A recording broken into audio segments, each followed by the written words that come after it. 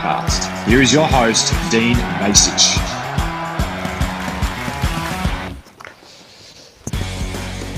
Welcome to another episode. My name is Dean Vash. You can find me on X at #Kangas, Instagram #Kangaroos podcast. Tonight is just, tonight, I've already had a bad start. This morning, I should say, on this Labor Day. Am I speaking English at the moment? I'm not too sure. It's a pretty tricky language to learn.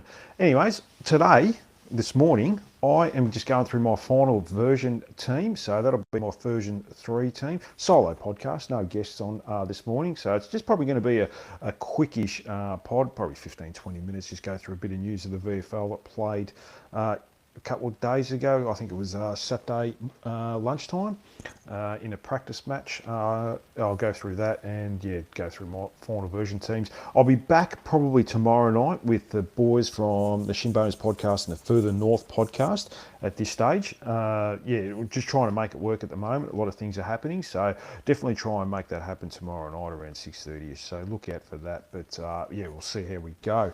Anyways, let's get straight into it. So we'll go to the VFL and the reserves. They had a loss by 8 points. It was more of a run for the VFL list players, not so much AFL players needing any time on ground or anything like that, which is a little bit surprising going into round one with only a week to go. So we didn't play Will Dawson, Matt Whitlock, Zach Bench, Luke Urquhart, Robert Hanson, and Hugo Mikunda. So it was a run for some other players. So Charlie Spargo played a quarter and then had to go off with a head knock in the second quarter. Aidan Corr played a half and then ran laps in the second half. Al Mack played 3 quarters, so that's good that he was able to get through 3 quarters. Not too sure he's going to be right for round 1 though, so he was a bit rusty apparently. Aidan Corr was quite solid. It looked like he might create some competition for spots with Toby Pink and maybe Griffin Lowe, depending on how they go in the seniors over the first couple of rounds. But he'll still need to get his fitness base up to get to the AFL standard. Josh Goda was probably the standout, playing wing halfback. He didn't play. I don't think he played in the fourth quarter. So he might have just been managed. He's had a lot of soft tissue injuries.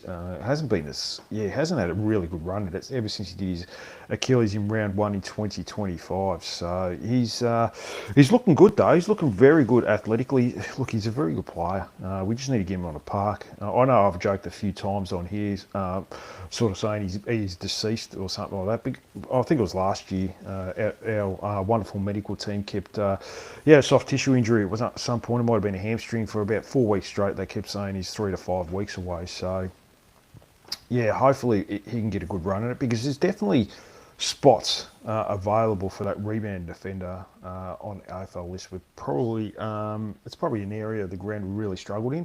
I think I've mentioned this a number of times. Last year we conceded the most inside 50s and not the most. It was the 7th most in the competition, and we're 18th for forward 50 entries. So trying to transition that ball from half back to half forward has always been a problem for North ever since we've really started this rebound, which has been going since 2019 effectively, or maybe even before that, depends how you look at it. So that's something we've really got to work on. He's a type of player that's I know I keep comparing him to this player from Hawthorn, but Josh Waddell, very good player, good rebounder player, penetrating kicks. So I keep going back to his debut game playing on a wing. It was a round 23 meaningless game. It was when we already announced Alistair Clarkson come to the club. And we lost the Gold Coast by about 7-8 goals. Just what we were doing back in 2023 or something like that. I can't even remember, but I always go back to that game, and he was very good that game. So, hopefully he can get a good run at it. Cooper Harvey played. He was playing off half-back again. I don't like it. I'm not going to lie to you. I don't like it. I don't see the point of that. I do. Look, I can understand it. He's a good ball user, but you're not playing to his strengths. He's a very good inside forward 50 player, and I understand we've got a lot of inside forward 50 players, but it's good to have competition for those spots as well. I don't think there's a standout 7 players in that forward 50 where he can't get an opportunity. So we'll have to wait and see. And, we may get injuries like we generally do to some forward 50 players, and he'll be a good replacement for them. So we'll have to wait and see. I may have him in my final version team. Who knows? Bailey Scott was pretty good. Ran hard, linked up, playing on a wing, like he did, a couple of years ago in the AFL system. But the problem is he's down the pecking order now. I think a few players have overtaken him. Dylan Stevens, one of them. Jai Simpkin, the other on the other wing. Probably got a couple others that can go through there. Finn O'Sullivan, one. Maybe, it's not. I mean, it's a top position where you can, find players quite easily. I think it's a good position to play if you've got the fitness base, because it is a lot of running, but you definitely get a lot of the ball playing on the wing. So we've got a number of competition for those spots. He was one of the worst players in the AFL last year, Bailey Scott. I don't know what the hell happened off him. He fell off a cliff. So hopefully he can find a bit of form. Big year for him, a contract year. CCJ, there's been a lot of talk about him. Look, I don't think he's been too bad in the AFL system. I was a bit surprised, considering all the players that didn't play in the VFL on the weekend, that he actually was one of the players that did play, because he's played the first two games. Obviously, time on ground has been an issue. He hasn't played much. He's been playing as the fifth sub and backup ruck to Tristan Sherry, and I think he's been serviceable. I know the talk is Cooper Trembath. Why is he getting a game ahead of Cooper Trembath? And I understand that. I think Mark Hello mentioned it the other day that he needs to go back to the VFL and get a couple of best on grounds before we consider him. He didn't have a full pre-season either. I think he did his calf and he was out. He didn't do 4 to 6 weeks of training, and then it was straight into the opening round fixture against Melbourne a couple of weeks ago, and obviously in the pre-season game against Collingwood. So we'll have to wait and see what happens with that. But I think the public cry it's probably gone to the club that they've sort of said, we might have to play Cooper Trembath, otherwise we may lose all the senior coaching staff may lose their jobs. The way the supporters are talking, and that's fair enough. Braden George played half forward and wing, got through the game. Didn't do much other than that. And that's about it as far as the AFL listed players. A few VFL listed players did okay, but I don't really look at them because they're not going to get that opportunity to play AFL football. But you might find someone that in the mid-season draft, if someone dominates like we did with Cooper Trembath, I suppose. So that's something to always look out for. I'll try and get to a couple of games this year in the VFL as well. Look out for them. Unfortunately, we don't have Blake Threadgold. I would have liked to have seen him develop this year, but he's probably out for the year. Liz Frank injury is a 4 to 6 month injury generally. A lot of basketballers get it, so it is quite painful. I don't think he'd be running at this stage or doing anything other than rehab at the moment. But he seems like a good kid. I did speak to his dad a few weeks ago now. He seems to come from a good family, but we'll have to wait and see. I'd like to see Will Dawson and Matt Whitlock, see how they develop in the VFL. And I'll definitely try and get to a couple of games this year, but their fixture is a bit of a shambles, the VFL. I think it feels like every 3 weeks there's always a bye there. So I don't really enjoy that, but what do you do? Anyways, let's go to my final version team. So I'll start with the back line. This is actually interesting because I don't have Riley Hardiman in. I don't, because it doesn't look like he's going to get named for round 1. He will be. He will get named once he's fully fit, but it looks like he's fighting against time at this stage. So it doesn't look like he's going to be there. Almac probably still needs another week or two. Wasn't convincing in the reserve. Still needs more run. Aiden Core needs more run as well. Still needs to get some legs under him. So I'll go through it anyway. Now it sort of almost picks itself. So I've gone for a debut with Tom Blamires in the back pocket. Toby Pink at fullback. Griffin Logue in the back pocket with them. Caleb Daniel on the half-back flank with Colby McKercher. That's a bit of a worry how undersized those players are, but I think you need McKercher there as a rebound defender. Josh Goatis, for as good as he was in the VFL, I think it's a bit of a step up, and he still needs time in the VFL and to get his legs under him. And Charlie Comben, of course. Not the most convincing back six you'll ever see, But that's what we've got at the moment. That's all we've got. So it's going to be interesting to see how they go against the forwards of Mitch Georgiades and a number of others from Port Adelaide. So hopefully they can get a bit of help up the field. That would be ideal. A bit of pressure up the field would definitely help. So midfield, I haven't changed this too much. So Finn O'Sullivan, I've still got on a wing. This is my final version team as well. I don't think this is going to happen next week. I think they're going to pick a few different players to what I've got, but this is what I want, and this is the consensus of maybe what some people want. LDU in the middle and Jai Simpkin on the other wing. It's had a pretty good pre-season, Jai Simpkin. So, he's probably finding some pretty good football. Is that? Am I speaking English? Yeah, he's finding finding the football, I guess, and he's getting a fair bit of it, and probably getting over 20 touches a game. Like the Melbourne game, I thought he was quite solid, and the last week he was quite good as well. So, and the last few weeks of last year, he finished the season quite well. So centre half forward, I've gone Cooper Trembath. That speaks for itself. He should be playing. Cameron Zurhaar and Lockie Doveston to debut as well. They'll pick themselves. Full forward, Nick Larkey, of course, the captain. Paul Curtis in the forward pocket. Now, I've gone Jacob Costanti. I've had to put him in. And this is the role I want him to play. I want him to play a shutdown role on Connor Rozee. He's a very dangerous player. I know we tried that with Darcy Tucker last year, but that clearly didn't work. So I think this is the role for Jacob Costanti. He doesn't hit the scoreboard. That's the frustrating part. I think we're all frustrated about that. I think the last time he kicked a goal, in the words of Dennis Cometti, was when the motor vehicle was invented. Rest in peace to Dennis as well. So, yeah, it's been a long time since he kicked a goal, Jacob Costanti. But, if you can do a role on Connor Rozee, keep him and minimise his touches and the effectiveness that he has. A lot of the link-up work is going to come through him in the back half. And if you give him space and time, he will hurt us, and especially the way we defend the ground. It might be a recipe for disaster for us. So I'd like him to play that role next week.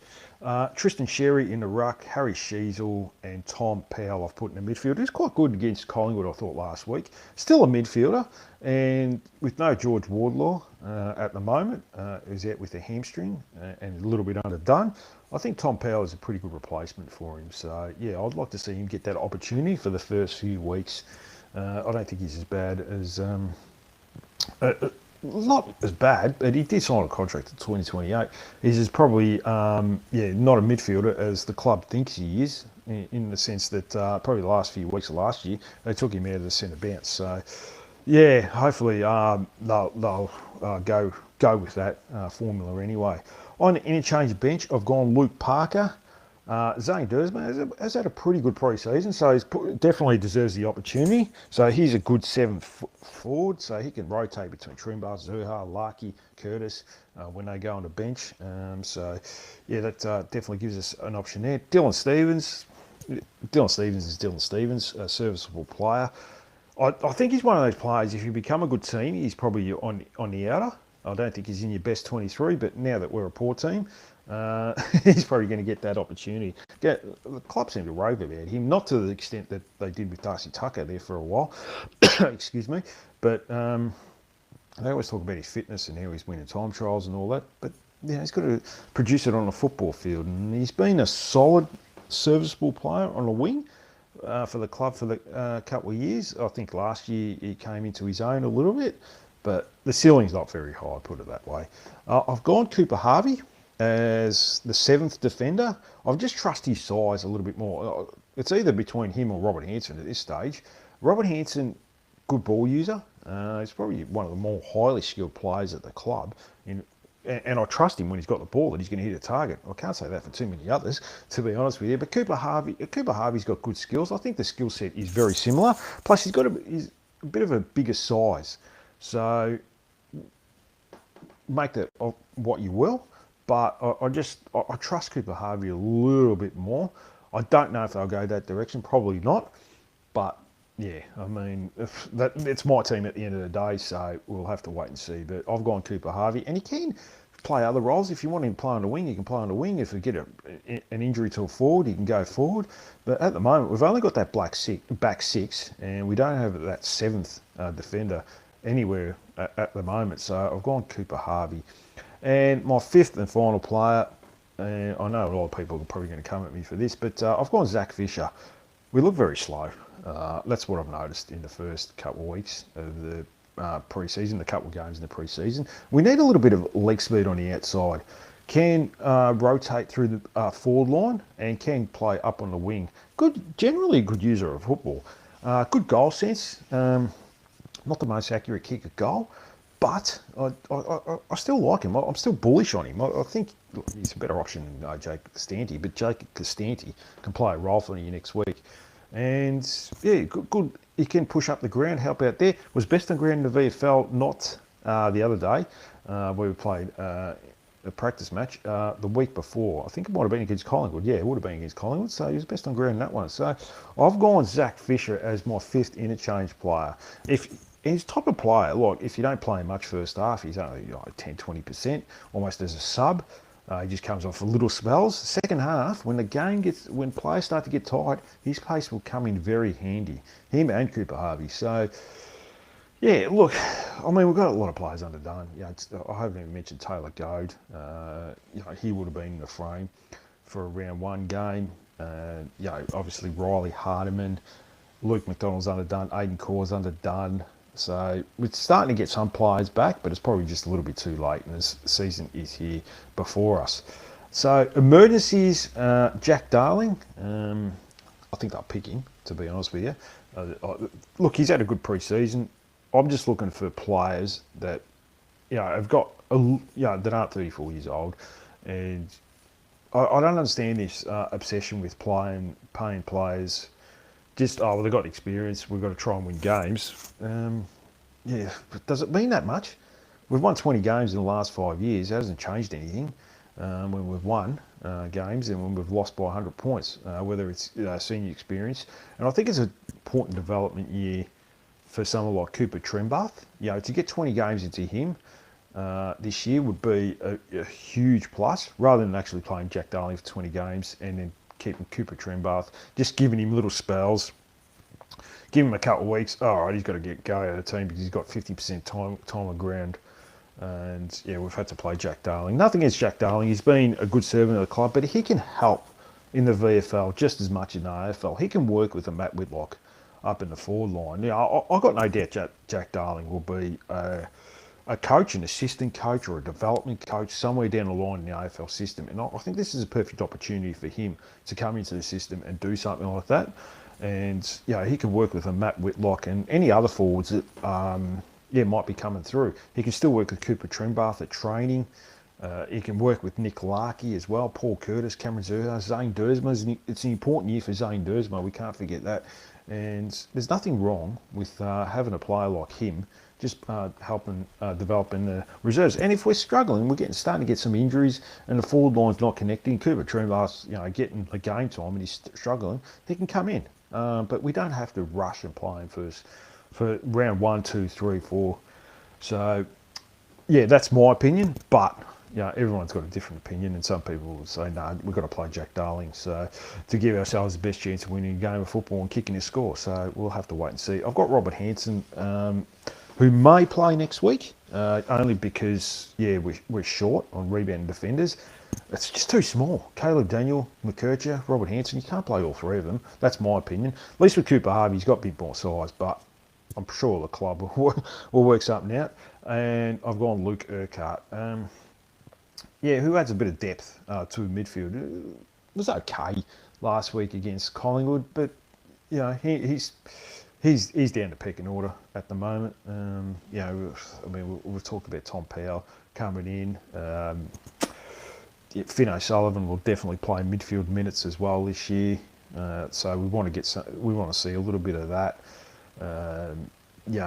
Who else could possibly go? Luke Parker's still in the team. So I've got no doubt that they'll try and play Luke Parker for a bit in the midfield this year. I don't like that either. I think, what's he, 33, 34? I think he's a good depth player at this stage of his career, and yeah, he should be there for a mentoring role as well. So yeah, I don't know if they'll go with that, but we'll wait and see anyway. So that's my final version team. So just going through it quickly one more time. So backline: Tom Myers, Toby Pink, Griffin Logue, Caleb Daniel, Charlie Comben, Colin McKercher. Midfield on the wings, I've got Finn O'Sullivan, Jai Simpkin. In the centre square, I've got Luke Davies-Uniacke. And the forward six, Lockie Doveston, Cooper Trimbar, Cameron Zurhaar as your centre half forwards. And Nick Larkey, Paul Curtis, Jacob Stanty in the full forward and forward pockets. Tristan Sherry, Harry Sheasel, Tom Powell in the midfield. Interchange, Luke Parker, Zane Dursma, Dylan Stevens, Cooper Harvey, Zach Fisher.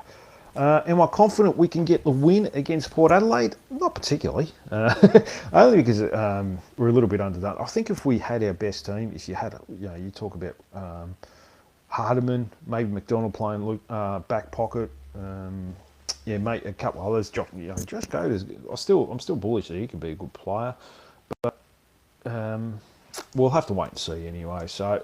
Yeah, look, I haven't been confident over the pre-season, to be honest with you. And Alistair Clarkson's message the other day is not giving me much hope. He's almost downplaying the season, but I think it's time to stop making excuses. And we've got to stop playing the victim. We're going back to his message, sort of saying, well, no team's going to go through a rebuild like ever again. I don't know about that. I think we're traded poorly. Doing stupid trades and I know people will come at me for this, but trading an end of first rounder pick, which is basically middle of second round, for your first round of the next year, which was picked, where we finished third last, but it went down obviously with academy picks. We got lucky with that. Doing stupid trades like that is only going to set you back. Overpaying for average players like Dylan Stevens, Zach Fisher. Zach Fisher, could he be, Dylan Stevens is a fringe player. Zach Fisher was out of the team for Carlton when they played finals. Another other, CCJ, you gave him a 5-year contract based on potential. I think he played 10 or 11 games at that stage. Had a couple of decent ones, and you jumped the gun with that.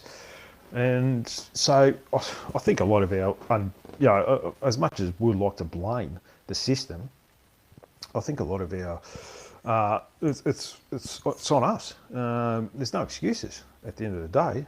Look, I had no problem when Rawlings came in. He had to cut 12, 13 players.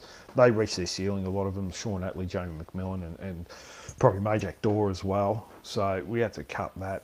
Mason Wood was sort of struggling, was a fringe player at best. He's certainly come good since he's been at St Kilda.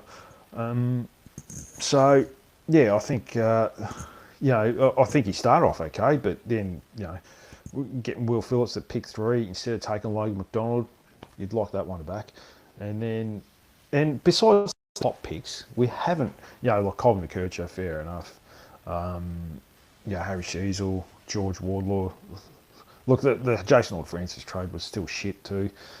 Going back to that, we should have asked for a lot more. Otherwise, you just hold him to his contract. I know he had attitude problems, but we're the product of his environment as well. So maybe we could have done things a little bit better. I don't know, but moved on. But we still got George Wardlaw, who's had a lot of hamstring issues, but he had hamstring issues when he was playing junior football.